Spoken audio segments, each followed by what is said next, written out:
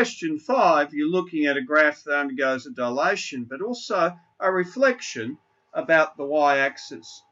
So we'll have a graph that will look along the following lines. There's no horizontal asymptote apart from y is equal to 0, so I'll work on that basis. I find the y-intercept, and that occurs when x is equal to 0. Therefore, y is equal to 1/2 times 10 to the 1, which is 5, 0, 5. And I need another point.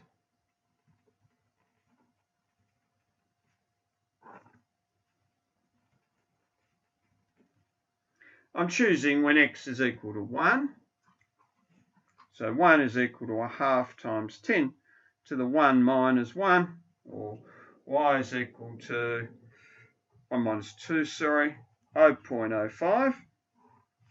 I can then go ahead and sketch my graph. Notice how I've automatically generated on my graphics calculator as well.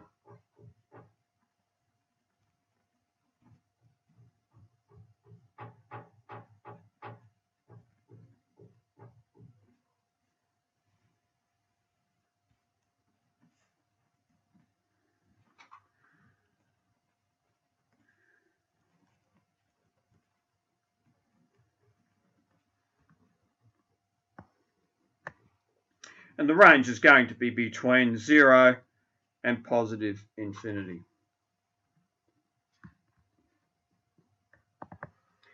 In part B, we've got a graph y is equal to 5 minus 4 times 3 to the minus x.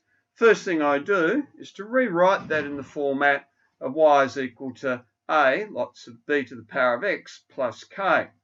Straight away, I have a horizontal asymptote at x is equal to 5. That means I peak out at 5.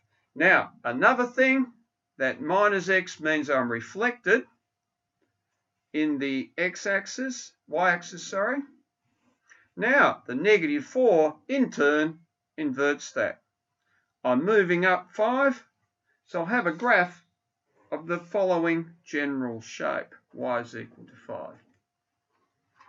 I'll find my y-intercept as before, and that occurs when x is equal to 0.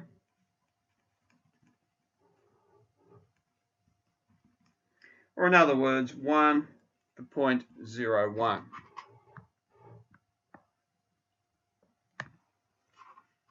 Now for another point,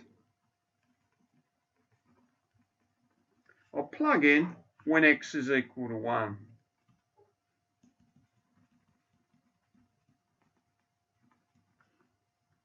And that gives me 3 2/3. So you can see there, very much along the lines of my graphics calculator graph. And then sketching this out,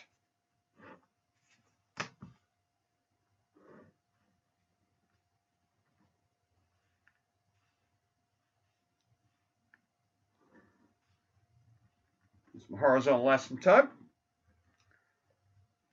0, 1, and 1, 3 2/3.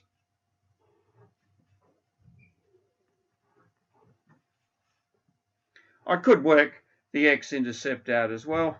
I'm not going to in this instance. And you can see my graph hooking up like that.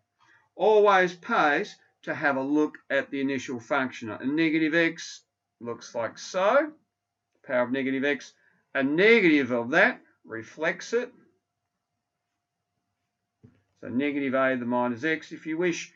And then the elevation to the horizontal asymptote as shown.